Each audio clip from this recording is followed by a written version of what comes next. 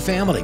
And we're not talking about news stories here. We're talking about fairy tales and folk tales and personal stories and family tales and even a little music from time to time. And each story could spark a memory for you that you can share with the people that you love. Hear the Appleseed every Thursday at noon, right here on the information and cultural beacon of the Four Corners, KSJE, Farmington, New Mexico.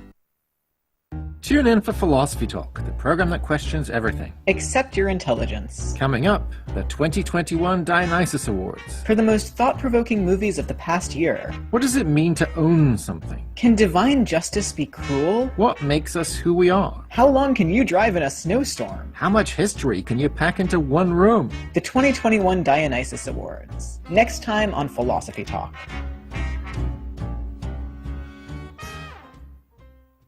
Listen to Philosophy Talk today at noon on KSJE 90.9 FM, Farmington. KSJE is supported by San Juan Regional Medical Center, here to meet your urgent and emergent medical needs, whether they are COVID-19 related or not. Medical emergencies happen when you least expect them, whether it's a stroke, heart attack, illness, or injury. San Juan Regional Medical Center's caregivers are here to provide care to you and your loved ones. Find out more online at sanjuanregional.com.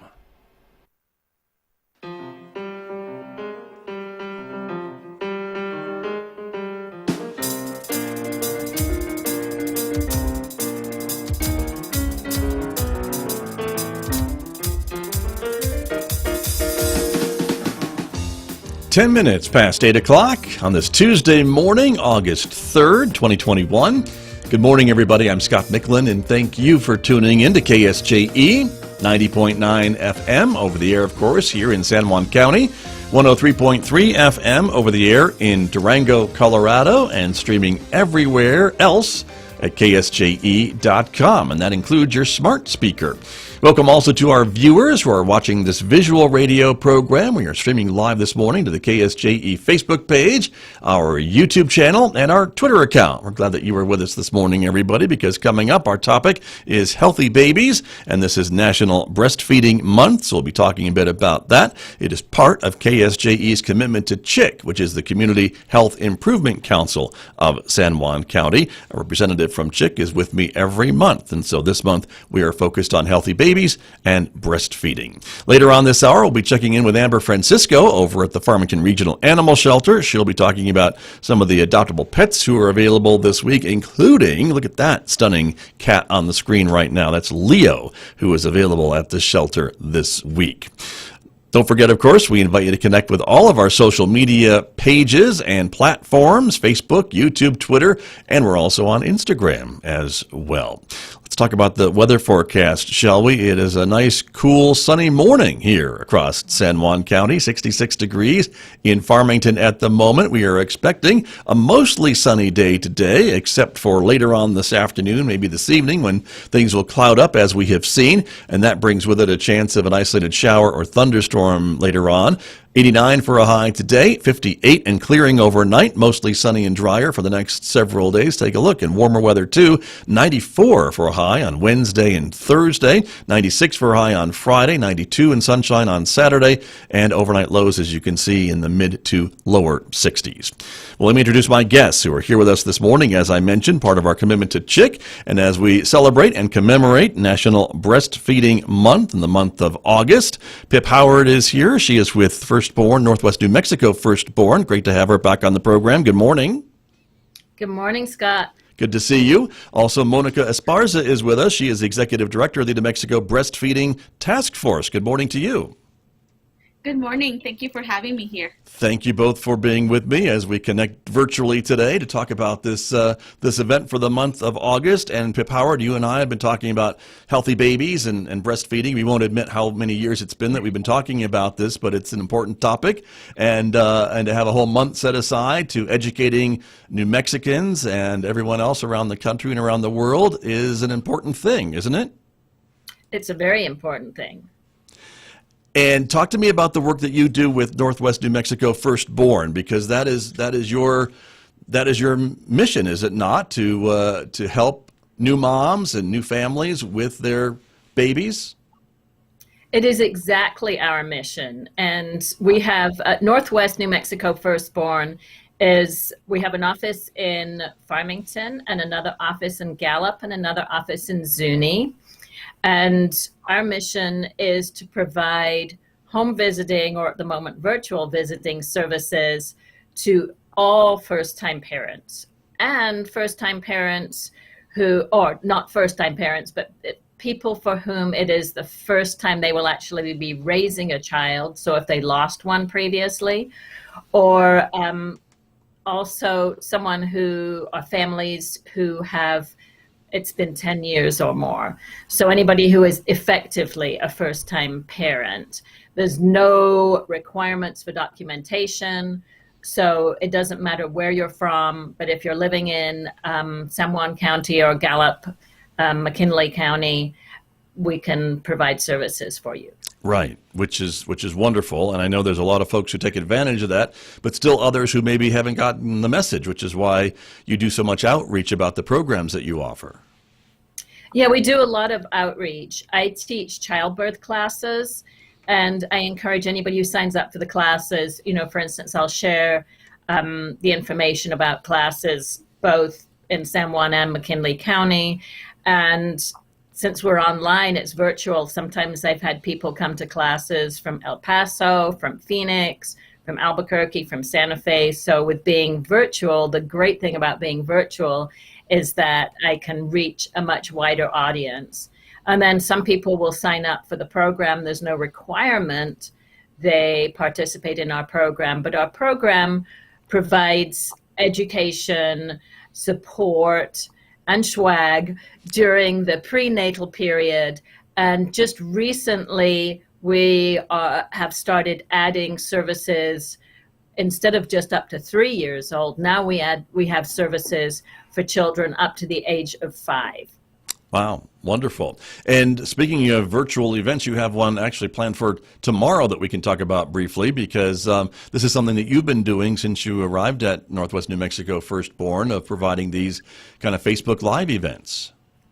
Yeah, I've started doing twice a month. Usually, my goal is to have it on the first and third Wednesdays of the month, but life intervenes. But tomorrow is the first Wednesday, and I will be interviewing Brianna Groten, who is an IBCLC, a lactation consultant, and a doula, and a mom, and actually has similar qualifications that I do, but she's based out of Gallup, and I'll be talking to her in honor of World Breastfeeding Week this week. Wonderful. And again, this is a free event, right? It's on Facebook, so folks can join from anywhere.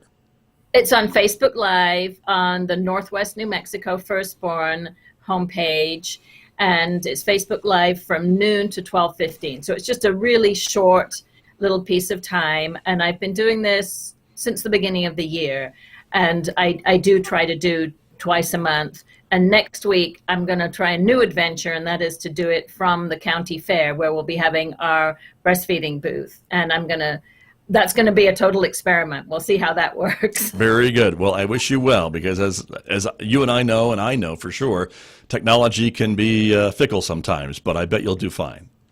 Yeah, it can definitely be fickle. Looking forward to it. Thank you, Pip, very much. Let me turn now to Monica Esparza, again, the Executive Director of the New Mexico Breastfeeding Task Force. And Monica, I know the task force is really tasked with getting the word out and assisting and supporting education and other efforts throughout our state.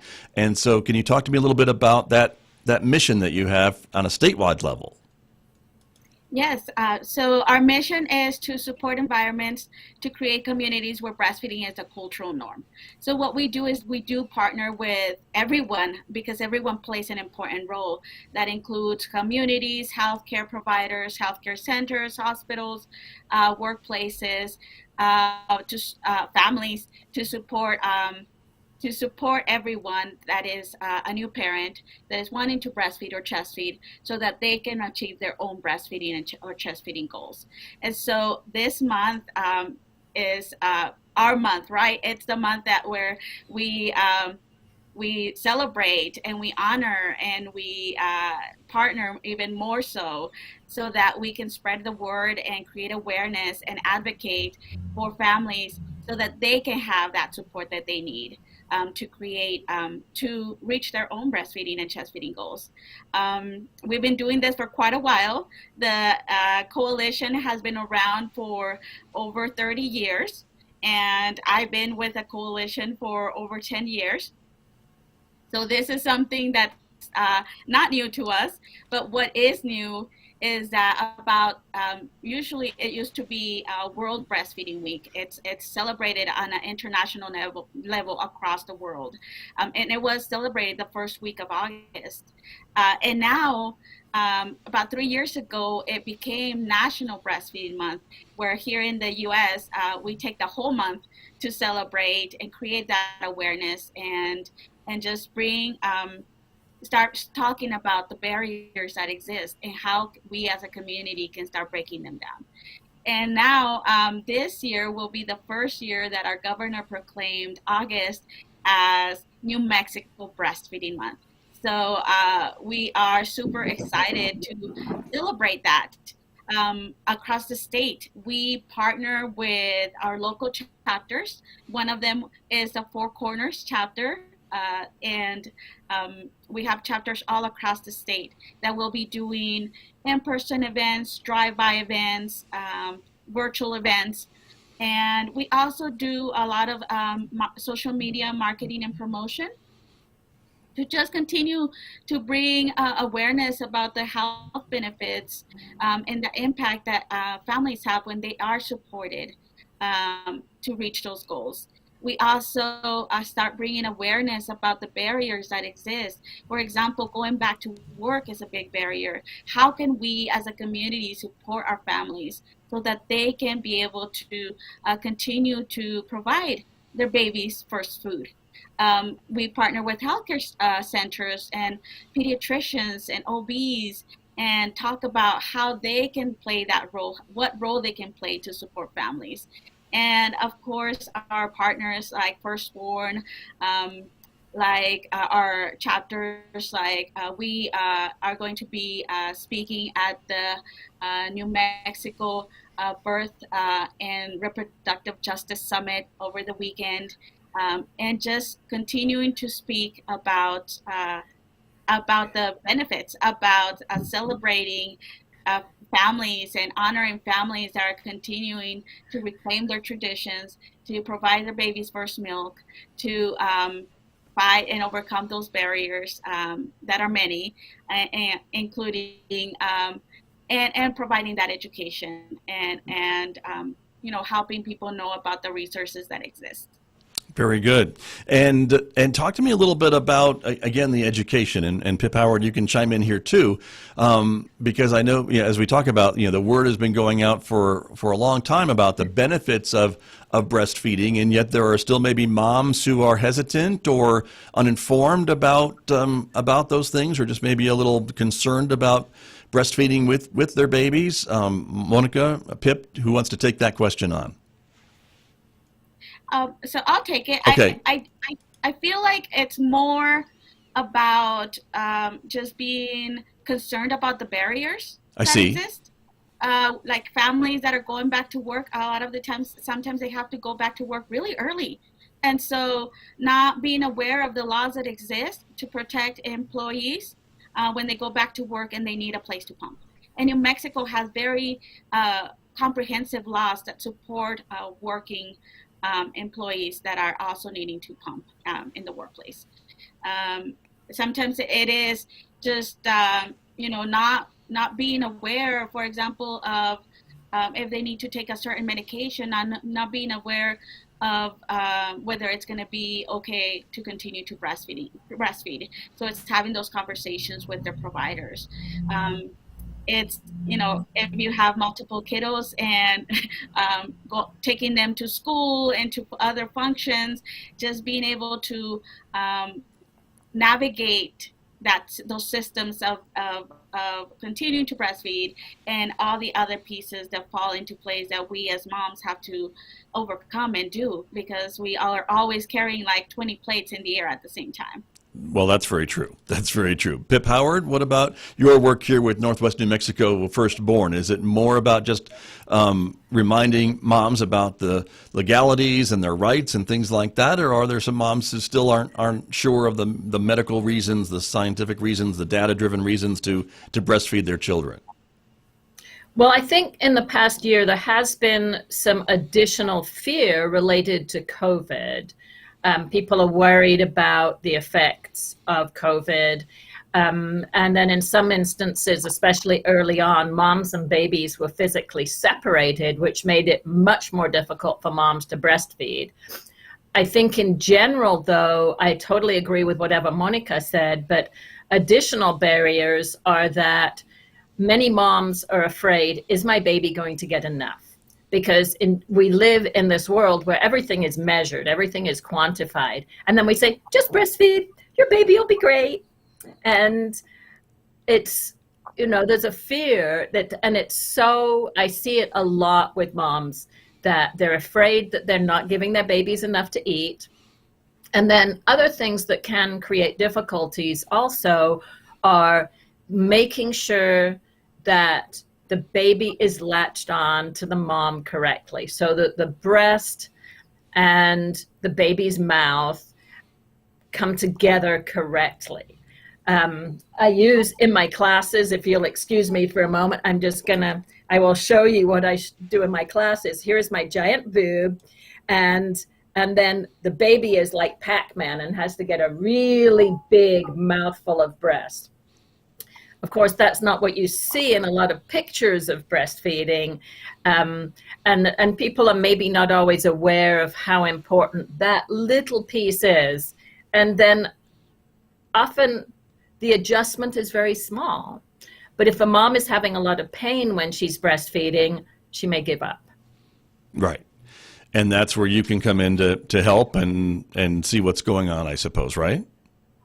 I can, and then up here in the Four Corners area, San Juan Regional has great lactation support in their office.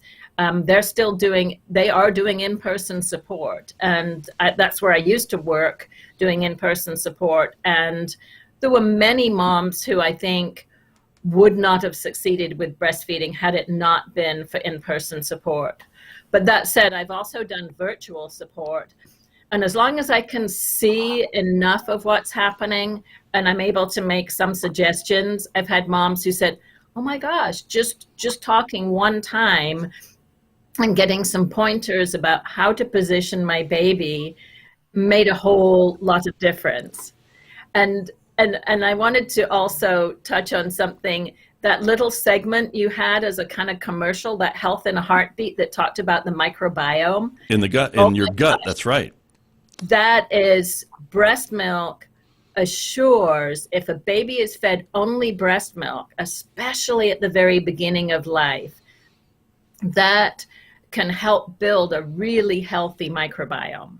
And I thought that was really interesting that I don't know if it's different every day, but I felt like that was the perfect lead-in for us today, talking about the microbiome and the effects of breast milk, because I could talk for hours, and I'm not even that kind of scientist, but pointing out the difference. Formula provides adequate, calories, it's adequate. Sure. But breast milk has this very dynamic interaction with the gut from the get-go. Understood. Well, I'd love to take credit for that, but unfortunately I won't, because it just happened to play today and it'll be different tomorrow. But I thought so too when I heard it come on. That what a great lead into our conversation this morning. So thank you for picking up on that. And I will point out too that the The Breastfeeding Task Force has a great brochure from the Four Corners chapter that we can display on the screen this morning that does highlight a lot of the resources in our area. And Pip and Monica, as you were both mentioning, there are a lot of things that are available from the hospitals, support groups, and the phone numbers there, health centers in Dulce and Northern Navajo Medical Center, in addition to San Juan, the Southern Ute Health Center up in Colorado, of course. Lots of home visiting programs, including Firstborn. So a lot of resources. And Monica Esparza, I imagine that is part of your job, is to make sure folks in all regions of our state realize and understand what resources are available to them. Absolutely, that's part of our work. It's to connect with community organizations, with lactation specialists, lactation care providers, doulas, home visitors, just to put together those resources so that families know where to turn and who to ask for help. And then we also cross-share those resources, right? So that healthcare providers can know like what home visiting agencies are in their area, or what lactation care provider exists in their area, so that we are all collectively supporting and surrounding the family, because it does take a village. And that also, I thought the same thing, Pip, when you said, when I heard the little introduction, I was like, oh, that's just so perfect. Right. So yeah, it was meant to be. We have a theme here today on KSJE. That must be. That's right. And also, I want, for our radio audience who can't see what we're displaying this morning, there are some contact phone numbers and email addresses and things like that. And maybe at this point in the program, Monica, could you just kind of share for the radio audience who can't see what we see, how to contact maybe your organization, the task force, if they need referral or assistance or a copy of this brochure to find out about some of the resources and support services in their region of the state? Absolutely. Anyone can just reach out to us on our website at www.breastfeedingnm.org, or they can give us a call at 505-395-MILK. That is 505-395-6455. And they'll be able to find a lot of resources, like the local resources in their communities. If they need support in their workplace environment or need to know more about the laws, they can reach us out, and we have advocates, and our staff is willing and able to support them through that process. If they need to find a local lactation specialist, we have a resource list. We just have a lot of resources. The other part that we do have is, because it is National Breastfeeding Month and New Mexico Breastfeeding Month, we have a whole page dedicated to all the big events that are happening across the state, and all the virtual events, including the big Latch-On, this is a international thing, and I actually was part of it for 2 years in a row. And you try to get as many people across the world to latch on at the same time. So trying to break the record every year and getting the most babies latched on at the same time. And it's a super fantastic experience to be a part of if you're a nursing parent. I would think so. Wonderful. And Pip Howard, again, to reach out to you at Northwest New Mexico Firstborn. You mentioned, of course, your Facebook page. Well, you'll be doing your Facebook Live tomorrow. But how else can folks reach out to you? So, yes, Northwest New Mexico Firstborn does have a Facebook page, and we just developed a new app. So we will be sharing this app with people. But my email address personally is pip@nwnm, as in Northwest New Mexico, so nwnmfirstborn.org. And they can reach out to me. And then our phone number, let me find our phone number, since you can reach me at my personal phone number, but the main office here in Farmington, and we're located right across the road from you, on College Boulevard now. Right. So our phone number is 505-325-9187. And we do provide home visiting services. And then I also teach free virtual childbirth classes that come with a whole binder of information. And the next class series will be in September. So they can contact me, again, Pip at nwnmfirstborn.org, or look up our website. And then speaking of Facebook, the chapters of the New Mexico Breastfeeding Task Force also has Facebook pages. So we have a Four Corners Facebook page that, as you could hear from when Scott was talking about it, we do reach up into Southwest Colorado. There is also a Navajo Nation Breastfeeding Task Force. And I know that my guest on Birth Break tomorrow is also involved in the Navajo Nation Breastfeeding Coalition. So there are a lot of resources. And I know that at times people think that, where do I turn for help? But connecting with people can be difficult. But Facebook has a lot of resources. I think if you looked up breastfeeding, you'd find lots of different things on Facebook. Of course, there's always going to be misinformation or disinformation too, but hopefully my guest tomorrow will be able to address what resources are available in the Gallup area. Right.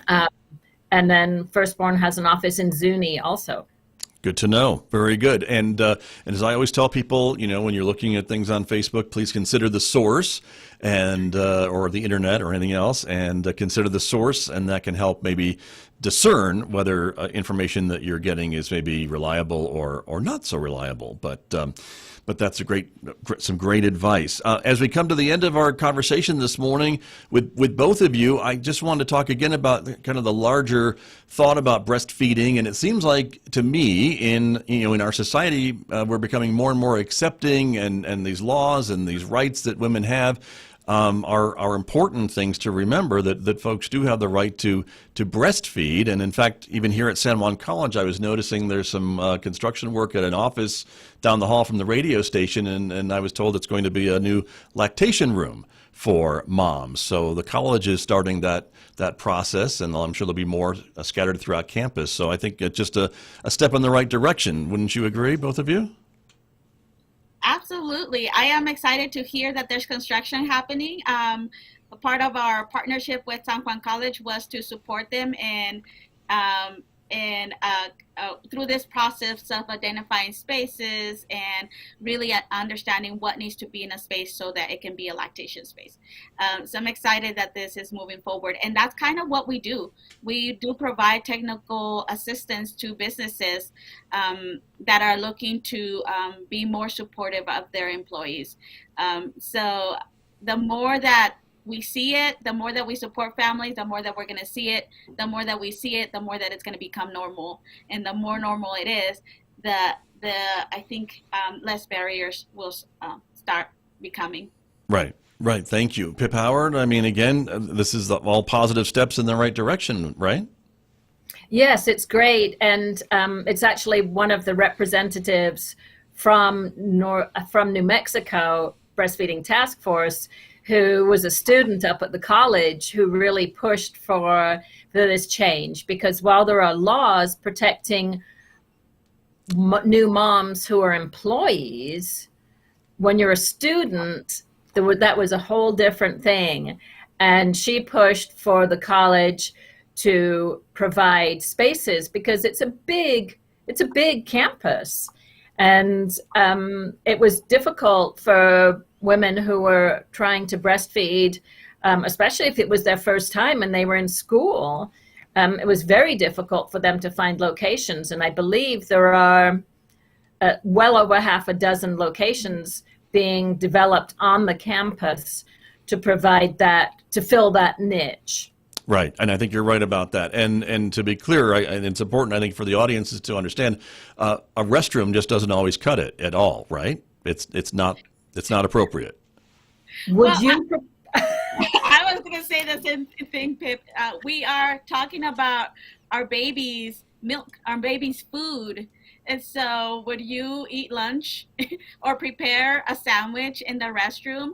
Just when we think about it that way, then everybody is going to say, I've never had anyone say, yes, I would eat lunch or would make a sandwich in the So definitely a restroom is not an appropriate place to prepare babies' food. Right. Good point. And that is part of the law, too, because the law protects breastfeeding moms, that employers should provide moms with a place that is clean and private, so no video, that is not a restroom, and that is close to the employee's workspace, and flexible break times. And that is the law in the state of New Mexico. But obviously a student is not an employee, so this is such a great development that the college is making these lactation rooms available to students. Right. Well, a great step. And employees. True. They can all use them. That's true, which will be wonderful. So great step forward. And because of the work, I would say, of both of you who continue to raise awareness in our state and in our community about the importance of breastfeeding. So thank you both very much for joining me this morning. Thank you, Scott. Thank you for having us. You're very welcome. And again, this is National Breastfeeding Month, the month of August, and my guests from Northwest New Mexico Firstborn, and of course the state's breastfeeding task force with me here on KSJE. The time right now is 8:40 a.m.